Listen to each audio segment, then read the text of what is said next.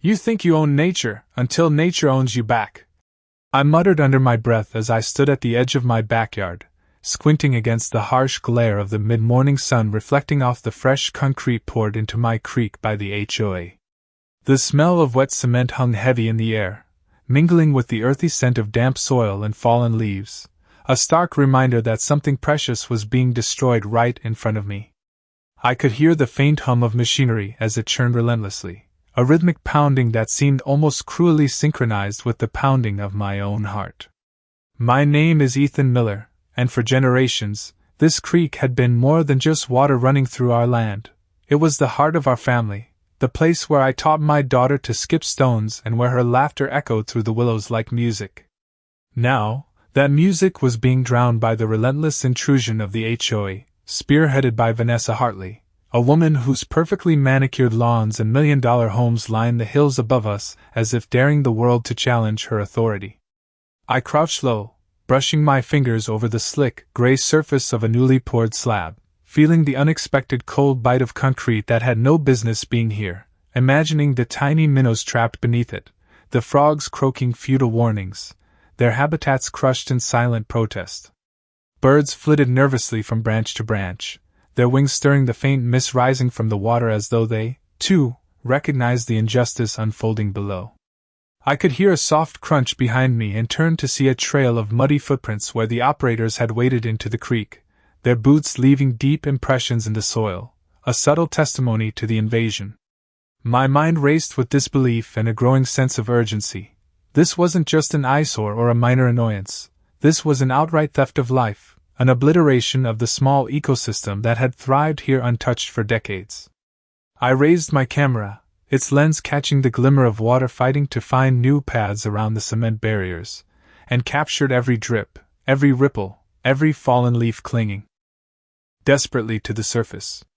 The sound of the machinery shifted suddenly, a backhoe swinging too close to the bank, sending a vibration through the ground that made my teeth rattle and my stomach twist. The chaos was mesmerizing, infuriating, and heartbreaking all at once, the kind of scene that made the very concept of property and ownership feel meaningless against the raw insistence of greed. I felt a twinge of helplessness, but I also felt resolve hardening within me, a quiet determination that this would not go unchallenged. I whispered to the creek, to the old willows, to every creature hiding in the undergrowth, promising that their plight would not be forgotten, that justice would come not with loud proclamations but with patient, deliberate action. As I backed away to observe from a higher vantage point, the afternoon sun catching the shimmering wet surface of the concrete in sharp relief, I could see the small victories forming in my mind, plans of accountability, evidence collected frame by frame, laying the groundwork for a reckoning that Vanessa Hartley and her million-dollar empire would never anticipate. The air carried a metallic tang now, mixed with the sweet decay of fallen leaves, and I took a deep breath, letting it fill my lungs, grounding myself in the moment, fully aware that this confrontation with greed and arrogance had just begun, and that every sound, every smell, every subtle movement of water and wildlife would play a part in the story I was determined to see through.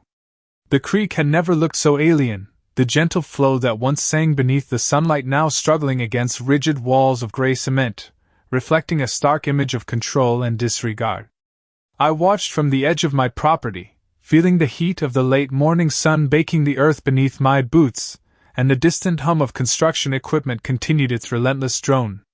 Vanessa Hartley moved with precision across the site, clipboard in hand, barking instructions that seemed to slice through the air as sharply as the metal of the machinery. I could see the careful alignment of each poured section, the way she surveyed her work as if staking a claim not just on land but on the very life that had thrived there before. I crouched behind a cluster of dogwoods, my camera focused, capturing the subtle tremble of water as it struggled to navigate the new obstacles, the reflection of the sun glinting off the wet surfaces, the occasional splash where a trapped fish darted in confusion. The air carried a faint aroma of fresh pine mixed with the acrid tang of concrete, a jarring combination that made the scene feel surreal. My thoughts raced, calculating the environmental impact, the legal boundaries, the precise way the creek had been altered to benefit those who would never know or care about its history. The birds, usually bold and inquisitive at this hour, flitted nervously through the branches, their wings stirring the leaves in erratic patterns, and I noted every movement, every shift in the natural order, understanding that these observations were as crucial as any formal report I could file. I took a step closer, careful not to disturb the fragile ecosystem, and saw the sediment building up behind a low section of concrete, a small but telling indicator of the disruption that was already underway. I imagined the water slowly eroding the edges over weeks, months, perhaps even years, an invisible battle waged between nature and imposed structure. My daughter walked up behind me, her small hand gripping mine, and I pointed to the struggling creek, explaining quietly the importance of vigilance and stewardship, the need to stand for something greater than ourselves. Her eyes widened at the sight, but I could see the spark of understanding, the seed of awareness taking root, and I felt a renewed sense of purpose. I circled the area, noting every subtle change in terrain, every displaced plant, every ripple in the water, making mental notes for the report I would compile, the documentation that would form the foundation of the case I intended to build. The afternoon light shifted, casting long shadows across the landscape, and I realized that despite the immediate frustration and visible damage, this moment was not just about confrontation but preparation, laying the groundwork for accountability in a methodical, deliberate way.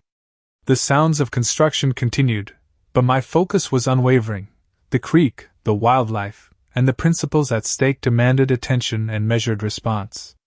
I whispered a promise to the water and to the trees that their story would be told, that the imbalance would be addressed, that patience and strategy would turn what felt like a violation into a path toward justice that could not be ignored.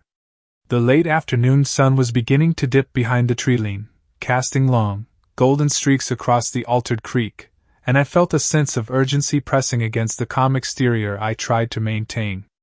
Every ripple of water that managed to slip past the barriers seemed to carry a message, a small act of defiance against the rigid structures imposed by Vanessa Hartley and her meticulously planned project. I traced my fingers along the edge of the cement, noting the uneven cracks forming where water had already started to find weak points, evidence that nature was never entirely defeated. The distant hum of the machinery had slowed, replaced by the occasional clatter of tools being moved and the muffled voices of the workers, their energy waning as the day progressed. I crouched low near a patch of wet soil, taking precise notes on the erosion forming along the bank, each observation a piece of a puzzle I intended to present with irrefutable clarity. My daughter sat nearby on a fallen log, her small boots digging into the mud as she watched the water inch its way around the obstruction, her eyes wide with curiosity and a growing understanding of what it meant to stand for something. I explained quietly how even small actions could create change, how patience and persistence mattered more than shouting or anger, and I could see the lesson taking root in her gaze. Birds returned cautiously to the upper branches, their wings brushing against the leaves, and the soft rustle of foliage became a soothing counterpoint to the tension of the day, a reminder that life adapted and persisted despite human interference. I stood and walked along the newly redirected path of the creek, measuring angles and distances, mentally mapping the ways I could document the impact in a way that would be impossible to ignore by those in authority. The sweet, earthy smell of damp vegetation mingled with the lingering scent of concrete, creating a strange, almost surreal perfume that marked this pivotal moment. I envisioned how these meticulous records would serve not just as proof but as a narrative of accountability, a story of how one person could observe, document, and respond to wrongdoing without resorting to confrontation or conflict. Shadows lengthened, water shimmered under the fading light, and I felt a deep connection to every element around me, from the struggling fish to the resilient plants clinging to the bank, all part of a living tapestry I had sworn to protect.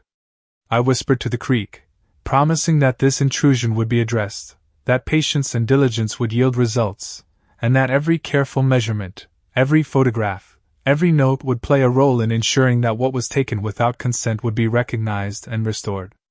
The creek continued to flow, winding around obstacles, small eddies forming where the water met resistance, a visual metaphor for persistence and quiet resilience, and I knew that this was only the beginning of a longer process of observation, strategy, and ultimate restoration.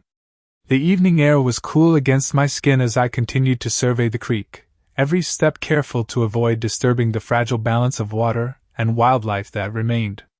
The golden light of sunset filtered through the trees, casting intricate patterns on the cement and mud, highlighting the contrast between the natural world and the human interference imposed upon it. I crouched again beside a shallow pool where a few minnows had managed to find refuge, observing their movements, noting how they navigated the confined space, and capturing each subtle behavior on camera. Vanessa Hartley had left the site for the day, but her presence lingered in the form of rigid structures and freshly poured slabs that disrupted the flow of life. I could still hear the faint hum of distant machinery from neighboring properties, a reminder that the encroachment of human development was continuous, and the creek was just one small battlefield in a much larger contest between nature and control. My daughter wandered along the bank, her bare feet careful on the soft mud, and I explained to her the importance of patience and planning, how small observations and careful documentation could create change far beyond what one might imagine. The air was filled with the scent of damp earth and the subtle aroma of wildflowers pressed against the edges of the disturbed soil, a mixture that felt both grounding and urgent. I traced the water with my eyes as it found new channels, winding around obstacles, small eddies forming where resistance was greatest, and I made notes in my mind about the ways this information could be used to construct a clear and compelling narrative for those who held power in the community. Shadows lengthened as the sun continued its descent, and the water shimmered with hints of pink and gold, a visual reminder that despite human imposition, the natural world adapted and endured. I focused on the small details, the pattern of sediment settling, the way plants leaned toward light and water, the subtle signs of life persisting amidst disruption, all of which would become critical evidence in demonstrating the impact of the intervention. My thoughts shifted to the steps I would take next, the measurements, the photographs, the collection of data that would form the backbone of a meticulous and persuasive case, one built not on anger or confrontation but on careful observation and methodical action. I whispered again to the creek, promising that each ripple, each struggling fish, each bent stem of grass would be represented, that patience and attention to detail would create a force of accountability that could not be ignored. The rustle of leaves in the evening breeze and the gentle babble of water against the new barriers became a rhythm of focus, guiding me to work steadily, ensuring that the natural story of this place, disrupted but resilient, would be told fully and accurately, setting the stage for the eventual restoration and acknowledgement of what had been wrongfully altered. The night had settled over the creek, casting deep shadows that stretched across the disturbed banks, and the cool air carried a mixture of damp earth and the faint chemical tang of concrete slowly curing in the moonlight. I knelt beside a small bend where the water had begun to pool in unexpected places, taking careful notes on the altered flow patterns and the erosion that was forming along the edges of the poured sections. Vanessa Hartley had long since left the site, her presence lingering only in the rigid, unyielding lines of her work, and yet I could almost feel the invisible tension of her authority pressing against every ripple and eddy of the water. My daughter perched on a nearby rock, tracing her fingers through the shallow pools, watching the reflections of stars that shimmered in the water, and I explained to her how even subtle shifts in the environment could have profound effects, how the tiniest displacement could ripple outward into a larger impact. The quiet rustle of nocturnal wildlife began to fill the air, the croak of frogs and the whisper of crickets creating a soundtrack that contrasted sharply with the intrusive sounds of construction from earlier hours. I documented every observation meticulously, photographing patterns of sediment, noting the movement of water around obstacles, and considering the environmental report I would compile, each image and note a piece of evidence to illustrate the full scope of the intervention. I walked along the banks, boots sinking slightly into the soft mud, and felt a renewed sense of purpose, understanding that methodical, patient work would create a stronger foundation for accountability than any hasty reaction. The air was cool and humid, carrying the faint fragrance of wildflowers and damp leaves, grounding me in the reality of the natural world that persisted despite human disruption. I whispered softly to the creek and the surrounding vegetation, promising that each detail, every struggling plant and displaced creature, would be accounted for, that the narrative of resilience and persistence would not be overlooked. Shadows shifted with the movement of the moon, water glimmered with subtle light, and I could see how the patterns of resistance and adaptation were forming, small signs that would support the larger story I intended to tell. I made mental notes of where to place additional cameras and measurement markers, planning each step with deliberate care, ensuring that the documentation would be comprehensive, precise, and undeniable. My daughter leaned against my shoulder, and I explained the importance of observation, patience, and the quiet power of persistence, illustrating how one could protect what mattered not with confrontation, but with careful attention and steady action. The creek continued its slow, determined flow, winding around obstacles, adjusting to new barriers, a testament to the adaptability of nature, and I felt a deep sense of responsibility to capture, preserve, and honor that story through every note, photograph, and observation I had made that night, knowing that each effort was a step toward restoring balance and ensuring that accountability would be achieved. The first light of morning filtered through the branches, casting delicate patterns across the creek and highlighting the subtle changes that had occurred overnight. Dew clung to the leaves and the edges of the newly formed concrete, giving the scene an almost ethereal glow, and I took a deep breath, savoring the fresh, earthy scent that mingled with the faint chemical odor of cement. I stepped carefully along the bank, my boots sinking slightly into the softened soil, noting the shifts in water flow and the small pools that had formed behind the barriers, places where fish and other creatures had sought refuge. My daughter trailed beside me, her small hand brushing the tips of grasses and wildflowers, and I explained how observation and attention to detail could reveal the impact of human intervention on the natural world. Birds began to stir in the treetops, their wings slicing the air in delicate arcs, their songs carrying across the water and mingling with the soft babble of the creek. I raised my camera, capturing the interplay of light and shadow, the way the water curved around obstacles, the way sediment was beginning to settle in new patterns, creating a map of disruption and adaptation that would be essential in documenting the effects of the HOA's work. The air was filled with the scent of damp earth and wild mint, grounding me in the present moment even as I thought ahead to the reports, measurements, and evidence I would compile. I crouched beside a small eddy where leaves swirled gently, noting how the current shifted and how plants clung to the bank, adjusting to the altered conditions, and I made detailed sketches and mental notes to supplement my photographs. The distant hum of activity from neighboring properties was faint but persistent, a reminder that human presence was a constant factor. But here, in this small stretch of creek, the natural elements were quietly asserting themselves. I whispered to the water, promising that each ripple, each struggling plant, each displaced insect would be accounted for, that the narrative of resilience and careful stewardship would be documented thoroughly. My daughter and I walked further downstream, observing the subtle ways the creek was adapting, noting where water had begun to carve new paths around the cement, and I felt a sense of strategy forming in my mind, a plan for presenting these findings that would be undeniable in their clarity. The sunlight warmed the earth and the water, casting reflections that danced across the concrete, and I knew that every observation, every photograph, and every note would serve as a cornerstone for accountability, ensuring that the changes imposed here without consent would not go unnoticed, that careful, patient action would lead to recognition and restoration. The morning sun rose higher, illuminating the creek in a warm, amber glow that seemed to breathe life back into the disrupted waterway. I moved slowly along the bank, boots leaving soft impressions in the damp soil as I examined the way water was carving new channels around the concrete, a quiet testament to resilience and adaptation. My daughter followed closely, her eyes wide as she pointed out tiny ripples and the flash of silver where minnows darted, and I explained how even the smallest signs of life could indicate the health of an ecosystem, how careful observation and documentation mattered as much as any formal intervention. The air was rich,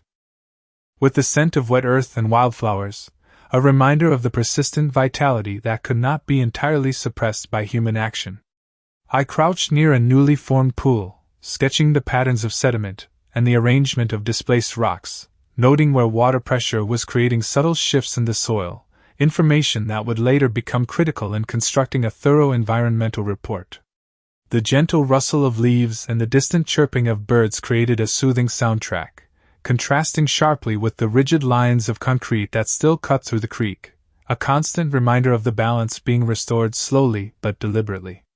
I could see how the creek was negotiating its path, weaving around obstacles, forming eddies and quiet pools where life could survive, and I documented each movement with photographs and notes, capturing the evidence of adaptation. My daughter crouched beside me, tracing a small snail as it navigated a wet leaf, and I explained the importance of patience, how observing and understanding could be more powerful than immediate action, and how even the quietest interventions could have long-term impact. The sunlight sparkled off the water in golden threads, highlighting areas where plants had begun to reclaim sections of the bank, their roots gripping the soil with steadfast determination. I walked further downstream, mapping the subtle variations in flow and noting the impact of each barrier on the creek's natural course, building a comprehensive picture of resilience in action. The air was cool but invigorating, filled with the faint scent of pine and damp leaves, and I felt a deep connection to the creek, the wildlife, and the enduring presence of life in the face of disruption.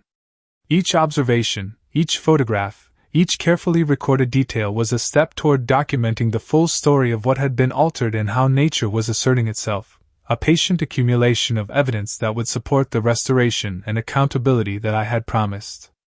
The water continued to wind its determined course around obstacles, reflecting the sky in shifting patterns of light, and I knew that this steady, deliberate attention would ensure that every disruption was recorded, every adaptation observed, and that the balance between human action and natural persistence would eventually be acknowledged. The afternoon sun hung low in the sky, casting long, warm rays across the creek and illuminating the subtle progress that had taken place over the past weeks. Water flowed around the concrete barriers with a quiet determination, carving gentle paths and forming small pools where plants and animals found refuge, and I walked along the bank, observing the interplay between obstruction and adaptation with careful attention. My daughter moved beside me, her eyes tracking the patterns of light on the water, and I explained how even small changes could have profound effects on an ecosystem, how patience and observation were crucial to understanding and responding effectively.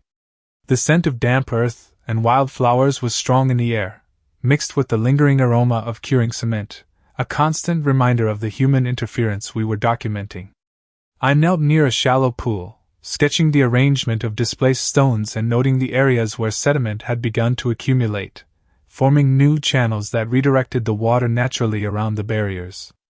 Birds chirped from the trees, their songs blending with the soft babble of water and the occasional rustle of leaves, creating a harmonious soundtrack that contrasted sharply with the rigid lines of human construction. I photographed each subtle shift in the creek, capturing evidence of resilience and persistence, making detailed notes that would later form part of a comprehensive record of environmental impact. The water reflected the shifting light, glimmering in patches of gold and green as the sun moved behind clouds, and I followed its course carefully, noting where the flow had strengthened or slowed, where pools had formed, and where plants were beginning to reclaim their territory. My daughter crouched beside a patch of wildflowers, observing a small frog navigating the wet soil, and I explained the importance of respecting and learning from these moments, how careful documentation could support long-term restoration and accountability. I walked further downstream, mapping the creek's course and noting the resilience of life persisting despite disruption, understanding that each observation, photograph, and note would build a compelling story of careful intervention and patient stewardship. The air grew cooler as shadows lengthened, and I whispered to the creek and surrounding wildlife, promising that every ripple, every struggling plant, and every displaced creature would be represented accurately, that our careful attention would translate into accountability and eventual restoration.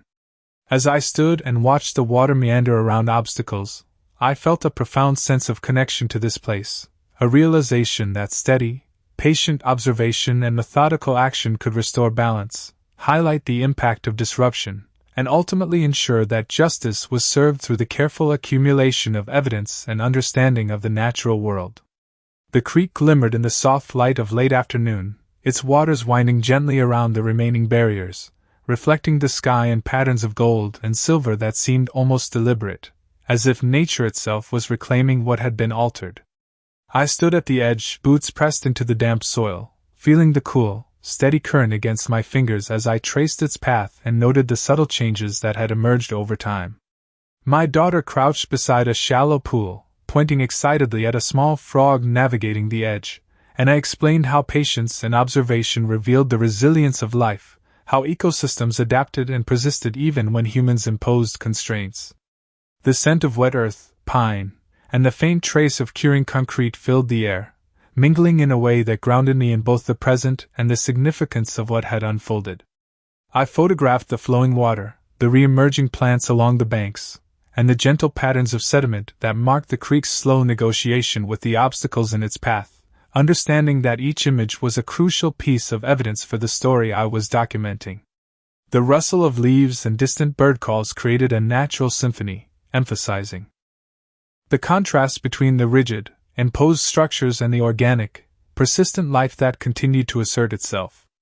I walked further downstream, noting the eddies and small pools where wildlife had returned, and mentally catalogued the ways these natural adjustments could be presented to clearly demonstrate both the impact of the interference and the tenacity of the ecosystem. My daughter's laughter, light and curious, carried across the water, a reminder of the human connection to this place and the lessons being learned through careful observation and stewardship. I took careful notes on each shift in water flow, each re-emerging plant, and each subtle sign of life, knowing that the meticulous record I had compiled over weeks would be undeniable when the time came to present the findings. Sunlight dappled the water, highlighting areas where nature had begun to assert itself against the concrete, and I reflected on the quiet power of persistence, strategy, and careful documentation, recognizing that true accountability often unfolded over time rather than through immediate confrontation. I whispered a promise to the creek and the surrounding wildlife, ensuring that every ripple, every struggling plant, and every displaced creature would be accounted for, that the patient accumulation of evidence and observation would serve as a foundation for justice.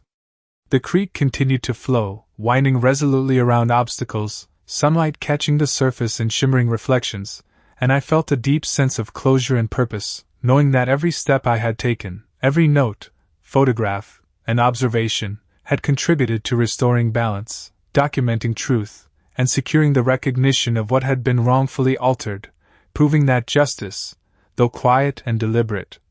was inevitable.